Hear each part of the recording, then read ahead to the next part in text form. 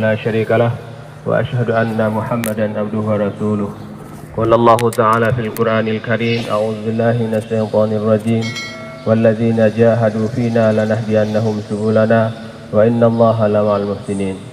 وقال النبي صلى الله عليه وسلم: كل أمتي يدخلون الجنة إلا من أبى. قيل وما يأبى يا رسول الله؟ قال: من أطاعني دخل الجنة ومن asani faqad aba. Atau kama qala Rasulullah sallallahu alaihi wasallam. Hadirin yang dimuliakan Allah Subhanahu wa taala, alhamdulillah kita bersyukur kepada Allah Subhanahu wa taala karena Allah Subhanahu wa taala telah memperkenalkan kita dengan satu kerja yang mulia, itu kerja dakwah. Yang kerja ini hanya dulu diberikan kepada para nabi dan rasul saja. Tetapi dengan diutusnya baginda Rasulullah sallallahu alaihi wasallam sebagai khataman nabiyyin, maka kerja ini telah diberikan kepada kita sebagai umatnya. Jadi hari mulia kita ini adalah penerus kerja baginda Rasulullah sallallahu alaihi wasallam untuk kerja dakwah. Wa da'iyan ilallahi biznihi wa sirajan munira. Jadi hari mulia sirajan munira ini masih katakan adalah salah satu daripada gelar Rasulullah sallallahu alaihi wasallam. Sirajan munira ini adalah pelita atau lilin. Kenapa Rasulullah diberi gelar seperti itu, tidak seperti bulan atau matahari? Karena hari mulia bulan ini tidak bisa menyalakan bulan yang lain. Matahari juga tidak bisa menyalakan matahari yang lain. Bintang juga tidak bisa menyalakan bintang-bintang yang lain. Namun lilin, lampu templek ini hari mulia, kalau ada 1 juta lilin, kemudian lilin ditempelkan ke 1 juta ini, maka 1 juta lilin akan menyala. Maknanya hari mulia di pundak-pundak kita ini ada tanggung jawab besar. Tanggung jawab untuk melanjutkan kerja dakwah baginda Rasulullah SAW. Tanggung jawab untuk mendatangi ini umat. Tanggung jawab untuk menyampaikan pentingnya agama, pentingnya iman kepada seluruh manusia. Karena tugas beliau sampai hari kiamat dan untuk seluruh manusia. Maka kita sebagai penggantinya mempunyai tanggung jawab juga untuk melanjutkan kerja dakwah ini ke seluruh manusia. Bersedia semua insyaallah? Insyaallah. Maka hadirin yang dimuliakan Allah Subhanahu wa taala, kerja dakwah ini tidak bisa sambil-sambilan. Kerja dakwah ini tidak bisa dijadikan kerja kalau ada waktu. Tetapi kerja ini mesti menjadi kerja utama kita. Kerja ini mesti menjadi maksud hidup kita. Karena sesuatu yang sudah menjadi maksud, maka halangan-halangan itu tidak akan menjadi penyebab terhentinya daripada usaha dia. Sebagaimana seorang pedagang atau petani yang sudah menjadikan pertanian sebagai maksud hidupnya, walaupun hujan, walaupun panas, dia tidak akan peduli. Semakin hujan, semakin lebat hujannya, semakin senang dia pergi ke sawah. Di tengah panas terik matahari dia becek-becek, dia kotor-kotor bermain dengan lumpur. Itu semakin dia nampak seperti menikmati. Karena kenapa? Karena sudah menjadi maksud hidupnya. Kalaupun sakit-sakit sedikit, tidak jadi masalah, dia akan tetap berangkat ke sawahnya walaupun sekedar melihatnya kalau tidak bisa turun ke sawah. Begitu juga pedagang hadirin mulia. Ketika perdagangan sudah menjadi maksud hidupnya, maka halangan, rintangan itu jadi penyebab. Corona tidak menjadi penyebab. Walaupun dilarang pergi ke pasar, tetap saja berjualan ke pasar. Kenapa? Sudah jadi maksud hidup. Tapi kalau dai corona menjadi alasan, ini kan corona. Kenapa belum jadi maksud hidup? Jadi hadirin yang dimuliakan Allah Subhanahu wa taala, alasan-alasan itu hanya karena kita belum menjadikan dakwah itu sebagai maksud hidup kita. Sehingga kadang-kadang kita cari alasan untuk tidak meningkatkan daripada pengorbanan kita. Maka dari dulu sampai sekarang hadirin mulia, sampai tadi diprotes sama Pak Muslim, ini di jamaah terus berdatangan ke Lombok, tetapi kenapa tidak meningkat jumlah ahbabnya? Sampai kami dari Bima tidak ada kedapatan jamaah, harus demo-demo dulu baru dikirimin. Itu pun 1 katanya. Kenapa? Karena kita belum menjadikan dakwah ini sebagai maksud hidup kita. Jadi hadirin yang dimuliakan Allah SWT, hari ini kita masih kerja kalau ada waktu saja. Jadi sisa-sisa. Maka dikatakan kerja dakwah ini tidak akan maju kalau kita masih menggunakan sisa harta dan sisa-sisa waktu kita. Tidak akan pernah maju kalau kita masih menggunakan sisa-sisa harta dan sisa-sisa waktu kita saja. Maka hadirin yang dimuliakan Allah SWT, kalau kita tidak tingkatkan pengorbanan, maka akan datang pemahaman-pemahaman pada diri kita yang akan menjadikan kita semakin lemah, akan membuat kesimpulan-kesimpulan sendiri di dalam kerja dakwah yang menjadikan kita lama-kelamaan meninggalkan ini kerja dakwah. Dari hadirin mulia, sebenarnya tidak ada orang yang mau tinggalkan dakwah, tidak ada orang yang mau berhenti, tetapi karena kita hadirin mulia dihentikan oleh Allah Subhanahu wa taala. Dan salah satu penyebabnya hadirin mulia karena fikir dunia kita lebih kuat daripada fikir akhirat kita. Saya pernah dengar bayan dari Bapak Haji Rusdan. Beliau sampaikan di Pakistan ada seorang pegawai di sebuah perusahaan. Suatu hari dia dipecat tanpa alasan, tanpa sebab. Dan dia termasuk seorang karyawan yang baik.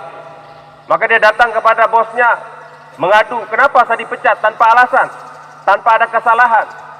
Maka bosnya mengatakan, karena anak kamu mempunyai perusahaan yang sama dengan perusahaan ini, katanya. Maka dia bertanya, apa hubungannya perusahaan ini dengan perusahaan anak saya?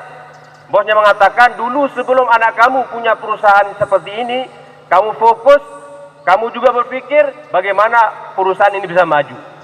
Tetapi ketika anak kamu punya perusahaan yang sama, maka pikir kamu terbagi. Kamu juga berpikir bagaimana perusahaan anak kamu juga bisa maju.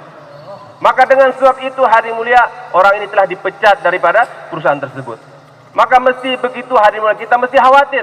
Jangan sampai fikir dunia kita melebihi, lebih kuat daripada fikir dakwah kita, fikir akhirat kita. Bersedia semua insyaAllah? Maka hadirin mulia, seperti dikatakan tadi, dunia ini bukan tempat tidur-tidur. Nanti tidur di kubur insyaAllah. Maka nanti pada zuhur jangan tidur kalau siap. Hadirin yang dimuliakan Allah Subhanahu wa taala. Kemudian saya telah contohkan seperti yang saya katakan tadi, kalau kita tidak tingkatkan pengorbanan, maka akan datang pemahaman-pemahaman baru yang membuat kita lemah.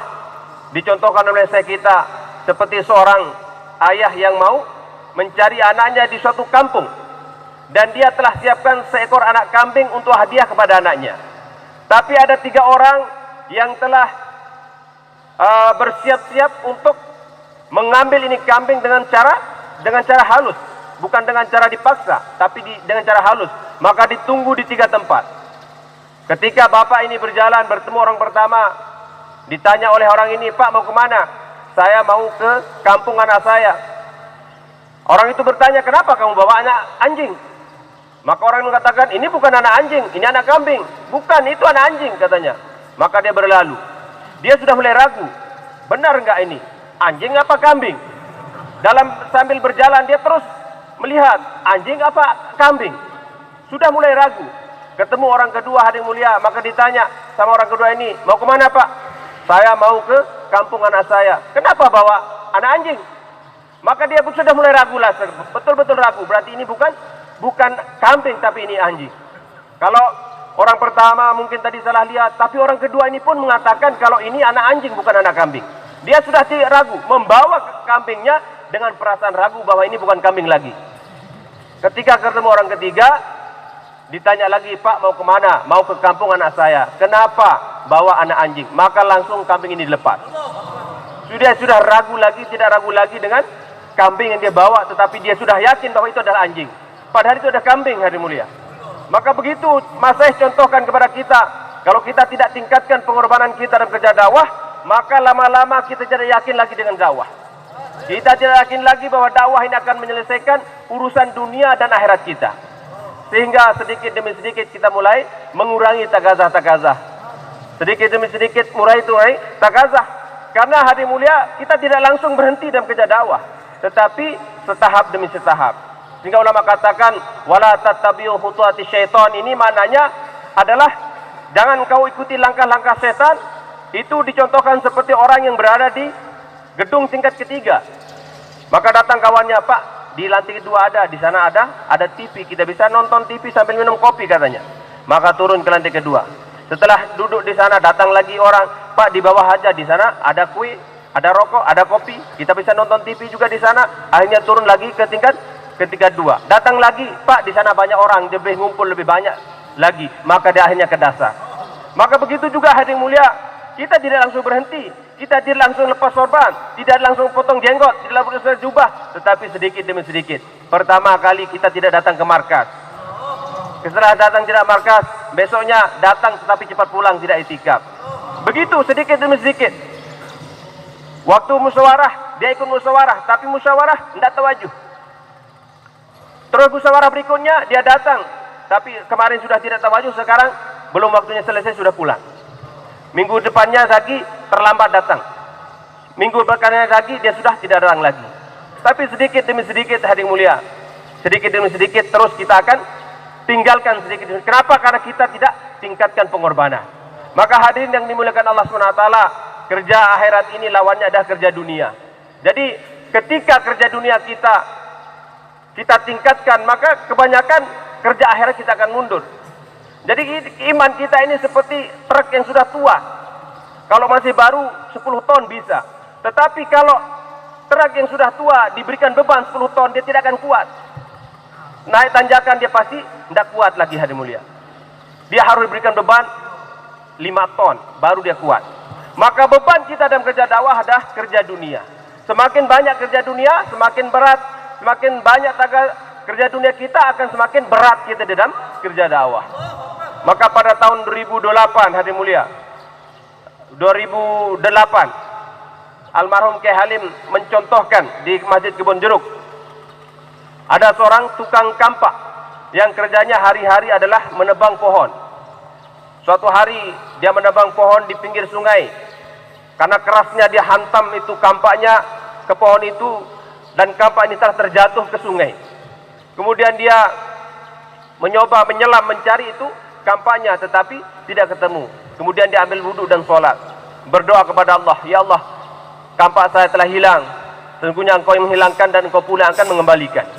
Maka datang malaikat membawa kampak emas. Dia dikatakan, apa ini kampak kamu? Orang ini menjawab, bukan, kampak saya dari besi. Maka dia lagi, ya Allah, kembalikan kampak besi saya. Kampak saya bukan dari emas tapi dari besi. Maka datang lagi malaikat yang kedua membawakan kampak perak. Apakah ini kampak kamu? Dia katakan, bukan, kampak saya dari besi. Dia doa lagi, ya Allah, kembalikan kampak besi saya. Maka datang malaikat membawa kampak besinya yang memang kampaknya. Kemudian apakah ini kampak kamu? Iya, katanya. Maka malaikat mengatakan, karena kejujuran kamu, sekarang aku hadiahkan kampak emas dan kampak perak ini, katanya. Maka hari mulia dia pulang ke Arkusari sama istrinya. Maka istrinya mendesak suaminya. Biasa, istri itu cinta dunia. Dia desak suaminya, pokoknya bapak harus bawa saya jalan-jalan ke sungai yang tempat jatuh kampak itu. Aku ingin tahu, katanya. Karena dia terus merayu, akhirnya suaminya pun kalah. Dia bawa istrinya pakai sampan di sungai yang kemarin tempat jatuh kampaknya. Tiba-tiba datang gelombang dan perahu ini terbalik dan istrinya hilang. Istrinya hilang hadirin mulia. Maka dia segera ambil wudhu, doa, ya Allah, kembalikan istri saya. Maka datang malaikat membawa bidadari. Malaikat datang membawa bidadari dan bertanya, apakah ini istri kamu? Iya, katanya. Dia langsung bilang iya, ini. Maka malaikat nampak kecewa. Kemudian orang ini mengatakan, tunggu dulu malaikat, saya ini ahbab 4 bulan tiap tahun, katanya. Saya ini ahbab 4 bulan tiap tahun. Dengar dulu penjelasan saya. Seperti pengalaman yang kemarin, ketika saya tidak mengakui kampak emas itu sebagai kampak saya, maka kamu datang bawa kampak perak. Begitu saya juga tidak mengakui, akhirnya kamu bawa kampak saya yang sebenarnya, kemudian kamu hadiahkan kampak itu ketiga-tiganya sama saya. Jadi saya khawatir, kalau saya tolak nanti tawaran yang pertama, kau datang bawa wanita yang lebih rendah lagi kecantikannya. Saya tolak lagi, baru kamu datang bawa istri saya. Akhirnya kamu akan berikan ketiga-tiga wanita itu. Saya ini ahbab 4 bulan. Saya khawatir kalau istri saya 3, saya tidak bisa 4 bulan tiap tahun lagi, katanya. Dari hadirin dengan dimuliakan Allah Subhanahu wa taala, almarhum Kiai Halim menjelaskan, ini bukan maksudnya istri, katanya. Bukan maksudnya istri, tetapi bagaimana dalam kerja dakwah ini kita jangan menambah daripada kerja dunia kita, katanya. Kalau sudah jadi guru saja. Jangan jual ikan lagi, pulang kerja ngojek lagi, pulang ngojek tambal ban lagi. kapan waktunya untuk 2,5 jam? Kapan untuk buat UMM 5 kali kalau begitu hadirin mulia? Guru dipikirkan, ojek dipikirkan, tambal ban dipikirkan, ikan juga dipikirkan. Maka kapan pikir agama? Jadi hadirin mulia, beliau sarankan kalau sudah satu kerja sudah cukup satu saja. Karena rezeki tidak akan bertambah dengan bertambahnya usaha kita.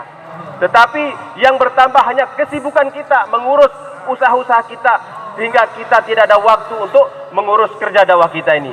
Jadi hadirin yang dimuliakan Allah Subhanahu wa taala, bagaimana kita ringankan kerja dunia kita sehingga kita banyak waktu untuk sambut takazah. Insyaallah, bersedia insyaallah. Dan sekarang takazahnya adalah 6 bulan tiap tahun dan seumur hidup hadirin mulia. Jadi ini adalah takazah terus meningkat. Maka kalau kita terus terlena dengan kerja dunia, kapan kita akan bisa seperti itu? Sementara takazah-takazah sebelumnya banyak yang belum kita tunaikan, datang lagi takazah baru. Jadi takazah yang sekarang kalau kita tunaikan, mungkin akan datang takazah lagi, mungkin akan lebih mudah lagi hadirin mulia. Akan lebih mudah, tetapi takazah yang kemarin belum selesai, datang lagi. Belum yang ini belum datang, belum selesai, datang lagi. Sehingga utang kita terus numpuk begitu. Karena kita tidak segera menyambutnya hadirin mulia. Kita tidak segera tunaikan, sehingga utang kita numpuk dan semakin terasa berat hadirin mulia. Jadi ketika ada datang harahan, maka kita ikuti saja. Kemudian hadirin mulia, bagaimana kita di dalam melaksanakan ini pengorbanan, meningkat pengorbanan sesuai dengan arahan daripada masyaikh-masyaikh kita. Jangan kita melakukan pengorbanan tetapi dengan fikir kita, dengan pengalaman kita, tetapi ikut arahan daripada masyaikh kita. Jadi hadirin yang dimuliakan Allah Subhanahu wa taala, Bapak almarhum Pak Cecep Firdaus pernah menyampaikan di Jakarta pada tahun 1979 ketika musyawarah pertama Malaysia di Nizamuddin, Syekh Namul Hasan mengawali bayannya dengan membacakan ayat Amilatun nasibah tasla narun hamiyah. Ayat ini beliau sampaikan ditujukan kepada orang-orang yang buat dakwah, merasa buat dakwah, tetapi karena dakwahnya tidak sesuai dengan sunnah Rasulullah SAW, maka bukan dimasukkan ke dalam surga, tetapi dicampakkan ke dalam neraka. Maka ini hadirin mulia, kita mesti khawatir dakwah kita jangan sampai melenceng daripada arahan masyaikh-masyaikh kita. Karena Rasulullah SAW beliau adalah orang yang telah ditunjuk oleh Allah Subhanahu wa taala untuk melanjutkan ini kerja dakwah. Maka arahan beliau ini yang harus diikuti. Ketika beliau diganti hadirin mulia ketika beliau wafat diganti oleh Abu Bakar, maka arahan Abu Bakar yang berlaku, tanpa meninggalkan daripada arahan-arahan di zaman baginda Rasulullah sallallahu alaihi wasallam. Ketika Abu Bakar radhiyallahu anhu meninggal dunia diganti Umar radhiyallahu anhu, maka aturan Umar yang berlaku.